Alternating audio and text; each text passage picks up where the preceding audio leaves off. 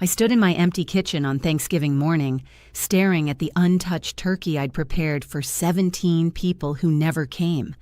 That was the moment I realized 10 years of begging for scraps of love from my own children had finally broken something inside me that could never be repaired. 3 months later, I walked away from everything: the house, the money, the family name, and I never looked back. What they didn't know was that I wasn't just a grieving widow they could forget. I was the one who held all the cards. My name is Florence. I'm 72 years old now, and I'm here to tell you a story about what happens when you mistake someone's kindness for weakness and their silence for acceptance. Before we get into this, I'd love to know, where are you watching from? Drop your city or state in the comments. I always wonder who's listening to these stories of mine. Now, let me take you back to where it all began. 38 years ago, I married the love of my life, Richard.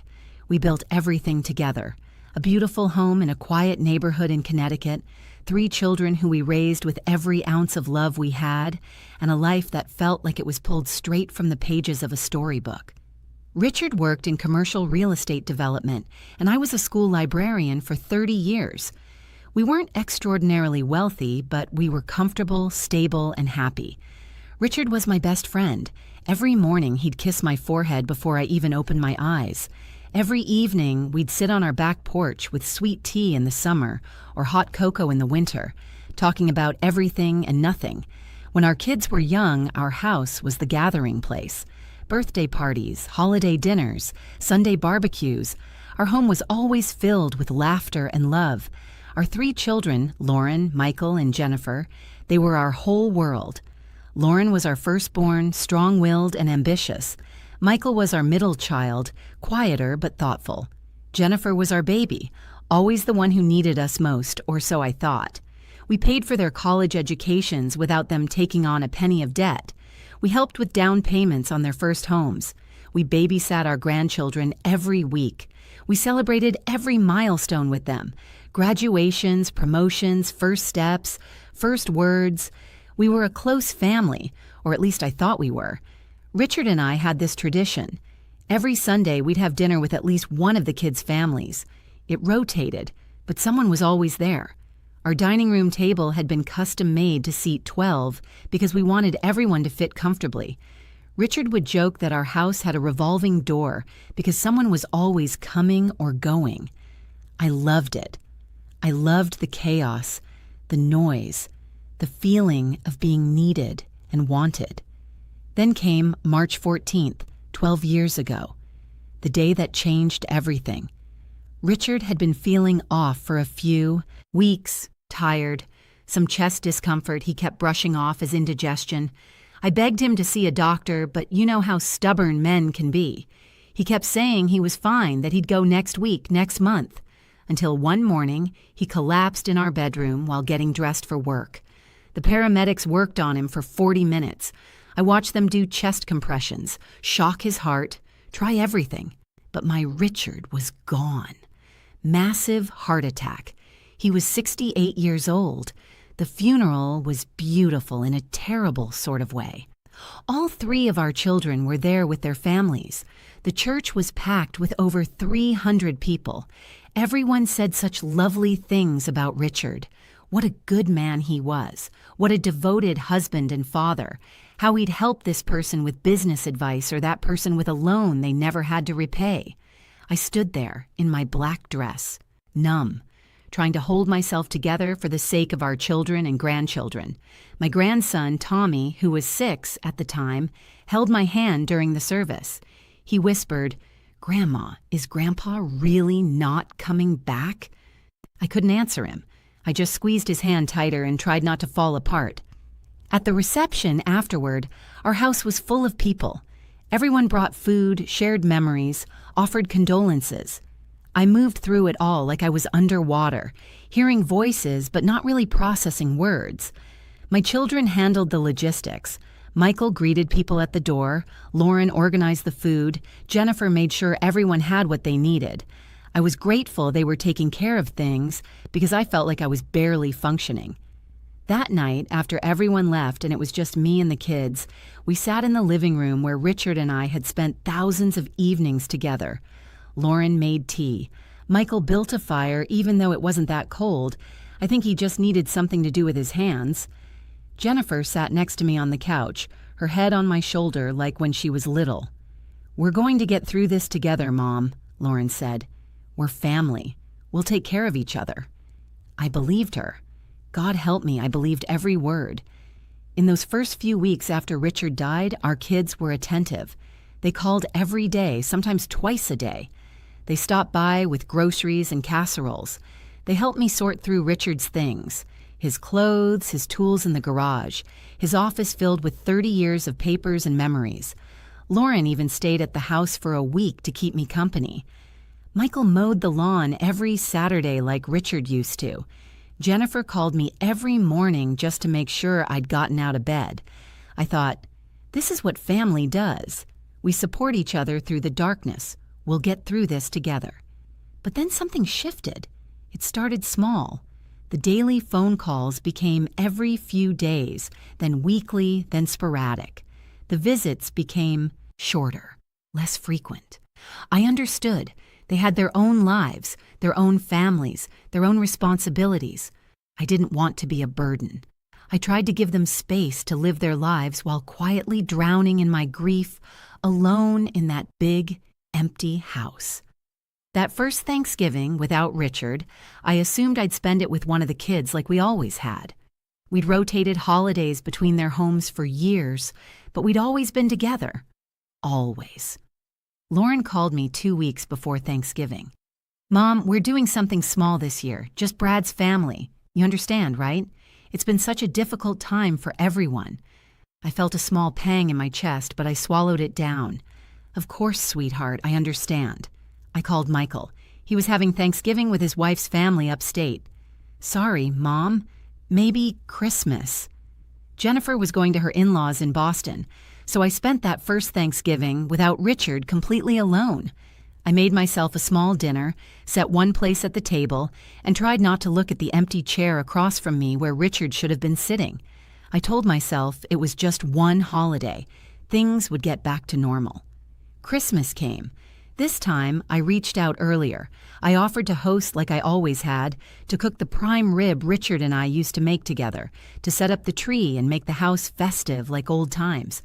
But Lauren said they were doing Christmas morning, just with Brad's parents. Michael was taking his family to Disney World. Jennifer said she'd try to stop by for a quick visit on Christmas Eve, but she never showed. I sat in my living room on Christmas morning, surrounded by wrapped presents for my children and grandchildren that no one came to collect. The lights on the tree blinked in the silence. That's when I started to realize this wasn't temporary. Year 2. I tried again. I called well in advance, offered to travel to them instead, suggested we could do a small dinner at a restaurant if hosting was too much. There was always a reason, always an excuse. They were busy. Plans changed. Maybe next time. I remember Michael's birthday that year. I drove 2 hours to his house with a homemade chocolate cake, his favorite that I'd been making since he was 5 years old. I'd called ahead to make sure he'd be home. When I arrived, the house was full of cars. Through the window, I could see balloons, people laughing, my grandchildren running around. I knocked on the door with my cake, excited to surprise him. Michael answered, and his face fell. "Mom, what are you doing here?" "It's your birthday, sweetheart. I brought your cake." He glanced back into the house nervously. "Mom, this is really just a small thing with Sarah's family. It's not a good time." I stood there on his doorstep, holding that cake I'd spent all morning baking, and he didn't even invite me in. I left the cake on his porch and drove home crying. So hard I had to pull over twice. By year 3, I stopped being invited to my grandchildren's birthday parties. I'd find out about them later through photos posted on Facebook. There I'd see my entire family, my children, their spouses, my 8 grandchildren, even Richard's sister and her family, all together, celebrating, smiling, without me. I tried talking to Lauren about it once. I drove to her house unannounced. I was that desperate. She answered the door in her workout clothes, clearly about to leave for the gym. "Mom, what's wrong? Did something happen?" "I just wanted to talk. Can I come in for a minute?" She hesitated, checked her watch. "I have a class in 30 minutes. Can it wait, or can we talk on the phone later?" "Lauren, I never see you anymore. I never see any of you. I don't understand what happened. Did I do something wrong?" She got defensive immediately. "Mom, you're being dramatic. We're all just so busy. You know how it is with kids and work and everything. We'll make time soon, I promise." "You said that 6 months ago, and 6 months before that." "Well, maybe if you weren't so negative all the time, we'd want to visit more. You're always making us feel guilty." That cut deep. I wasn't trying to make anyone feel guilty. I was just trying to exist in my children's lives. But I apologized anyway. I actually apologized for wanting to see my own daughter, but soon never came. I kept trying, though. God help me, I kept trying. Every holiday, every birthday, every special occasion, I'd cook, I'd call, I'd wait. I'd prepare full holiday meals just in case someone decided to surprise me with a visit. I'd sit by the phone on Sunday afternoons thinking maybe this would be the week one of them called just to chat. Year 4, I broke my wrist slipping on ice in my driveway. I called Lauren from the emergency room. She said she'd try to come by later to check on me. She never did. I managed alone. Grocery shopping one-handed, struggling to button my own shirts, sleeping sitting up because I couldn't get comfortable. Not one of my children came to help their 70-year-old mother with a broken wrist. Year 5, my granddaughter Emma got accepted to Yale, my alma mater. I found out on Facebook. I sent her a card with a check for $500 and a heartfelt letter about my own time at Yale, offering to share stories and advice. She sent a text, "Thanks, Grandma." I never heard another word about it. I didn't even know she'd started college until I saw move-in day photos online. Year 6, I found a lump in my breast. I was terrified. I had to go through the mammogram, the biopsy, the agonizing wait for results completely alone. It turned out to be benign, thank God, but I'll never forget sitting in that doctor's office waiting to find out if I had cancer, with no one to hold my hand, no one to call afterward. My children didn't even know it. Happened. Do you know what it feels like to set a table for your family and eat alone? To buy Christmas presents that stay wrapped in your closet because there's no one to give them to? To hear about your own granddaughter's high school graduation through a neighbor who saw it announced in the local paper? I started having conversations with Richard's photograph. I'd tell him about my day, ask him what I should do, apologize for not being able to keep our family together. Sometimes I'd sit in his closet where a few of his shirts still hung, breathing in the fading scent of his cologne, pretending he was still there. I was dying inside that house, slowly, quietly, and no one noticed or cared. Year 4, Year 5, Year 6. The pattern didn't change. If anything, it got worse. The phone calls became obligatory check-ins on my birthday and Mother's Day. Quick, awkward conversations where I could hear the relief in their voices when they could finally hang up. The visits stopped entirely. I tried to understand. I really did. Maybe my grief was too much for them. Maybe I reminded them too painfully of their father. Maybe they needed to distance themselves to heal. I made every excuse for them in my mind, convinced myself that I needed to be patient, that family is family, and they'd come around eventually. But 10 years of holidays alone, 10 years of phone calls that went unreturned, 10 years of being forgotten, dismissed, erased from the family I had given everything to build. I became invisible. Here's what broke me, what finally, completely shattered whatever hope I'd been clinging to. Year 10, Thanksgiving. I knew better by then, I really did, but something in me just couldn't let go. I thought, it's been a decade since Richard died. Maybe enough time has passed. Maybe they're ready to be a family again. So I did something I swore I'd never do. I called each of my children and begged, not asked, begged. I told them how lonely I was, how much I missed them, how much it would mean to me to have just one holiday, just one, where I wasn't alone. I told them I'd cook everything, that they didn't have to bring anything or do anything except show up. I told them I needed them. Lauren said she'd think about it. Michael said he'd try. Jennifer said it sounded nice and she'd let me know. I took that as a yes. I spent 3 days preparing that Thanksgiving dinner. Turkey, stuffing, mashed potatoes, green bean casserole, cranberry sauce, 3 kinds of pie, all their favorites. I set the table for 17 people. I bought a new tablecloth, fresh flowers, nice napkins. I wanted everything to be perfect, to remind them of how it used to be, to show them what they'd been missing. I waited. The turkey came out of the oven at 2 o'clock, golden and perfect. 2:30 came, 3 o'clock, 4 o'clock. I called Lauren, straight to voicemail. I called Michael. No answer.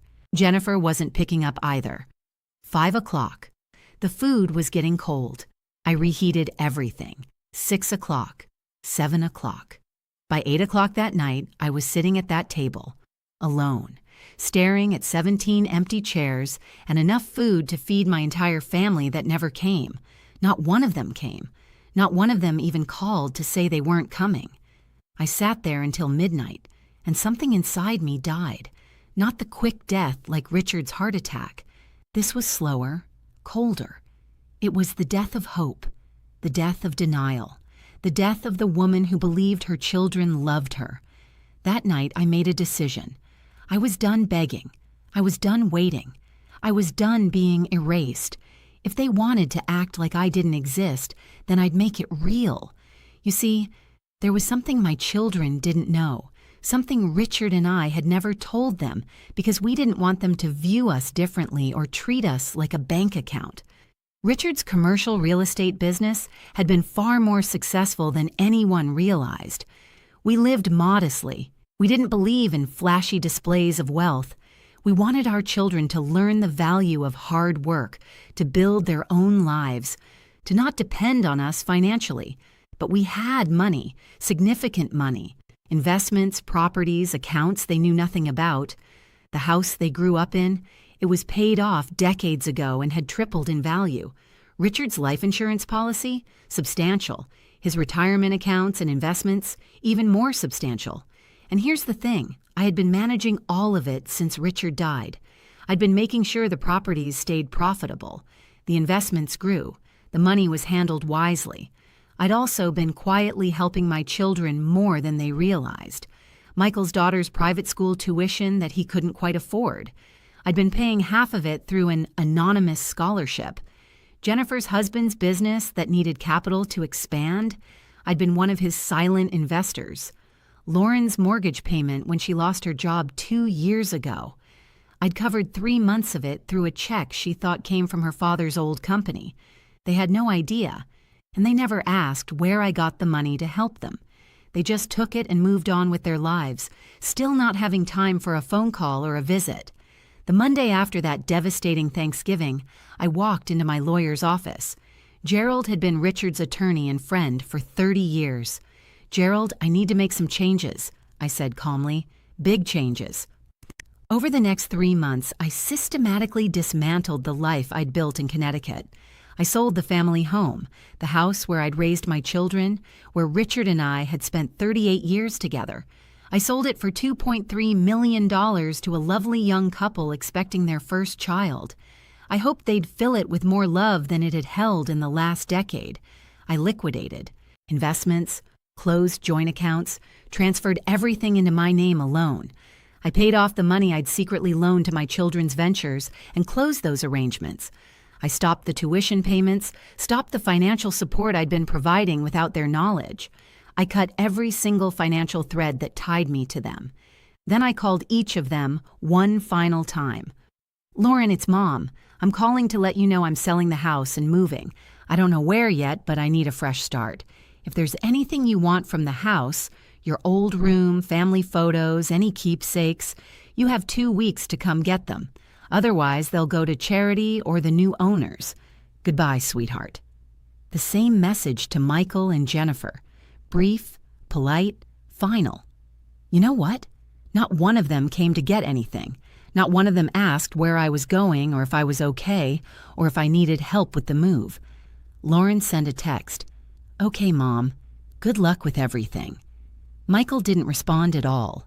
Jennifer sent a crying emoji and "miss you." That told me everything I needed to know. I packed up that house myself. 38 years of memories sorted into boxes. I donated most of it: furniture, dishes, linens, all the things that had filled our home.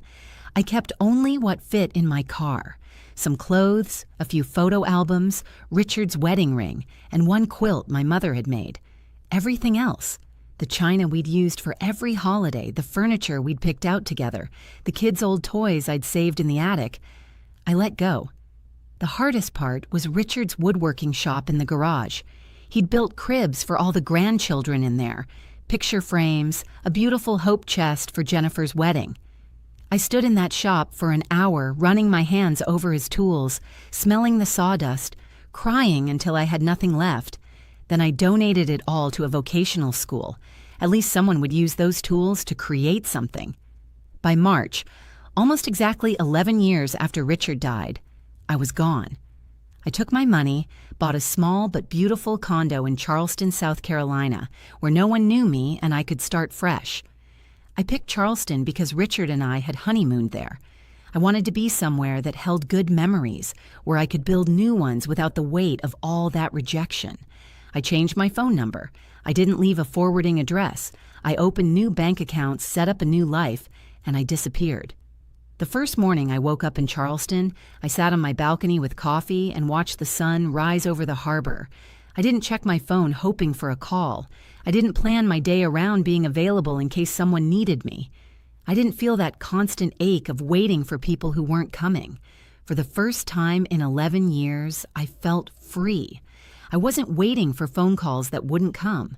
I wasn't cooking for people who wouldn't show up. I wasn't torturing myself with hope that my children would suddenly remember I existed. I made new friends. I joined a book club. I volunteered at a local animal shelter. I took an art class and discovered I actually loved painting. I traveled. I went to Italy, to Ireland, to places Richard and I had always talked about visiting, but never got around to. I lived my life on my terms, and I did it without the weight of rejection crushing me every single day. 1 year passed. Then I got a letter.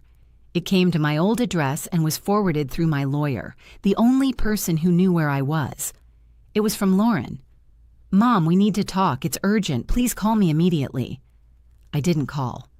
3 days later, another letter. Then an email to my old email address that I rarely checked anymore. Then Gerald called. "Florence, your daughter has been trying to reach me. She seems quite distressed. She's asking about Richard's estate, about your assets, about the house sale. I told her I couldn't discuss your private matters without your permission. She became quite insistent." "What does she want, Gerald?" "I believe they've discovered the extent of your late husband's wealth, and they're realizing that you've moved on without them." Now, if you're enjoying this story and want to hear more like it, please hit that subscribe button. It helps me keep sharing these real-life experiences with all of you. Here's what I found out through Gerald over the following weeks. My children had apparently gotten together and decided it was time to start thinking about Mom's finances and making sure she was taken care of in her old age. Translation: they'd decided it was time to figure out what they stood to inherit. They'd gone to the old house and found a new family living there. They'd tried to access accounts with my old bank and discovered everything had been closed or transferred. They'd reached out to Richard's former business partners and learned that I'd sold his final properties and investments. They'd pieced together that there had been a lot more money than they'd ever imagined, and that I'd taken it all and vanished. Michael showed up at Gerald's office demanding to know where I was. Lauren hired a private investigator to try to find me. Jennifer sent me a long email about how worried they all were, how they loved me, how they needed to make sure I wasn't being taken advantage of by scammers or making poor decisions in my grief. My grief.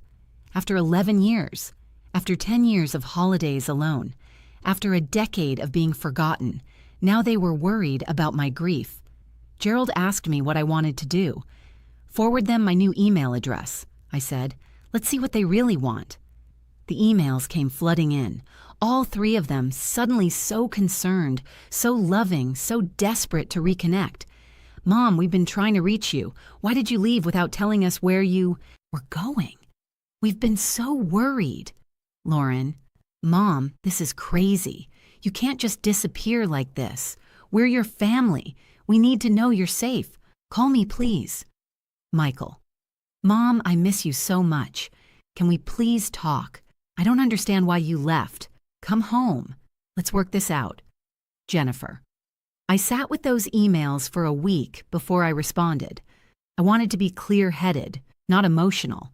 I wanted to say exactly what needed to be said, nothing more and nothing less. Finally, I wrote one email and sent it to all three of them. Dear Lauren, Michael, and Jennifer, thank you for your concern about my well-being. I want to assure you that I am safe, healthy, and happier than I've been in over a decade.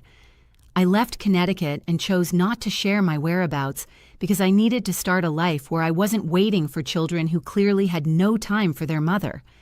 I spent 10 years trying to be part of your lives, cooking meals no one came to eat, buying presents no one came to collect, making phone calls no one returned.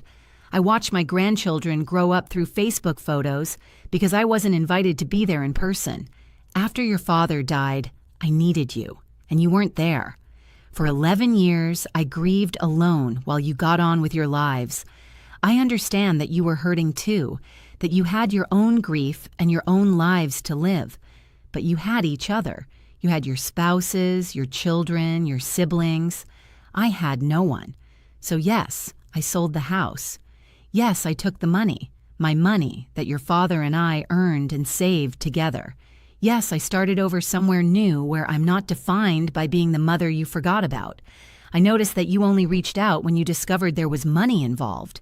For 10 years, you couldn't find time for a holiday dinner or a phone call. But once you learned about your father's estate, suddenly you're desperately trying to find me. That tells me everything I need to know about what I meant to you. I've built a new life now. I have friends who actually want to spend time with me. I have activities that bring me joy. I have a future that I'm excited about instead of a past I'm mourning. I'm not waiting anymore, not for phone calls, not for visits, not for the family I thought I had. You're adults with your own families, and I wish you nothing but happiness and success. But I'm done being an afterthought in your lives while you were everything in mine. If you truly want to rebuild a relationship with me, not because of money or obligation or guilt, but because you genuinely want your mother in your life, then we can talk about that. But it will be on my terms, in my time, and only if you're willing to acknowledge the hurt you've caused and actually show up consistently, not just when it's convenient. The money you're clearly concerned about, it's mine. I'll spend it, donate it, or leave it to whomever I choose. Your father and I helped you throughout your lives without expecting anything in return except love and respect. We paid for your educations, helped with your homes, supported your families. We did that because we loved you, not to create an obligation. But love and money are not the same thing, and you can't inherit a relationship you never maintained. I'm at peace with my decision. I hope someday you'll understand why I made it. With love, despite everything, Mom. I pressed send and felt a weight lift that I didn't even know I'd been carrying. The responses came fast and furious. Lauren was angry. How dare I accuse them of only caring about money? Michael was defensive. They'd been busy, they'd been dealing with their own issues. I was being unfair and dramatic. Jennifer was manipulative. She couldn't believe I'd abandoned my own grandchildren like this. Didn't I want to know them? But here's what none of them said. You're right. We're sorry. We should have been there. Gerald handled all of the legal inquiries. They had no claim to Richard's estate. It had all been left to me as his wife, and I had every right to manage it as I saw fit. They hired a lawyer who sent some threatening letters about elder financial abuse and undue influence. But those fell apart quickly when Gerald provided documentation showing that I was of sound mind, managing my own affairs competently, and had been the one handling all of the finances since Richard died. The truth was, they couldn't claim I was being taken advantage of when I was the one who had been making sound financial decisions for over a decade. The money wasn't gone. It was simply no longer accessible to them. After 6 months of legal posturing and angry emails, things finally went quiet. I heard through Gerald that they'd given up trying to locate me or contest anything. They'd moved on, probably convinced themselves that I was the villain in this story, that I was a bitter old woman who'd cut them off unfairly. And you know what? I was okay with that. Let them tell themselves whatever story they needed to tell. I knew the truth. I'm 72 years old now. It's been 18 months since I left Connecticut, and I haven't regretted it once, not one single moment. I wake up in my sunny condo overlooking the harbor, have coffee on my balcony, and spend my days however I choose. I have dinner with friends who actually show up. I babysit for my neighbor's grandchildren because she works late and trusts me, something my own children never let me do with my grandchildren. I've donated a significant portion of Richard's estate to causes we both believed in: literacy programs, children's hospitals, scholarships for first-generation college students. The house where I raised my children? The money from that sale went to build a community center in a low-income neighborhood. Richard would have loved that. I set up trust funds for my grandchildren, for their education, to be accessed when they turn 25. Not for my children to manage or control, but directly for those kids. Whatever mistakes their parents made, those children deserve opportunities. But the money comes with a letter from me explaining why they didn't know me growing up, telling my side of the story so that someday they can make their own decisions about the kind of family they want to be. The rest? I'm spending it on me. On travel, on experiences, on living the life Richard and I dreamed about but never got to share. I'm building the kind of old age where I'm not dependent on children who proved they couldn't be depended on. Last month, on what would have been Richard's 80th birthday, I got one more email. This one was from Jennifer. "Mom, I've been in therapy. My therapist helped me understand some things I didn't want to see before. I was wrong. We were wrong. I don't know if you'll ever forgive us, but I need you to know that I finally understand what we did to you. If you're willing, I'd like to try to rebuild our relationship, slowly, on your terms, like you said. I love you." I'm sorry it took me this long to say it properly. I sat with that email for a long time. Part of me wanted to delete it, to protect myself from more disappointment. Part of me wondered if this was genuine or just another manipulation. But a small part of me, the part that will always be a mother, no matter how much I've been hurt, wanted to believe that maybe, just maybe, one of my children had finally grown enough to see what they'd done. I haven't responded yet. Maybe I will, maybe I won't.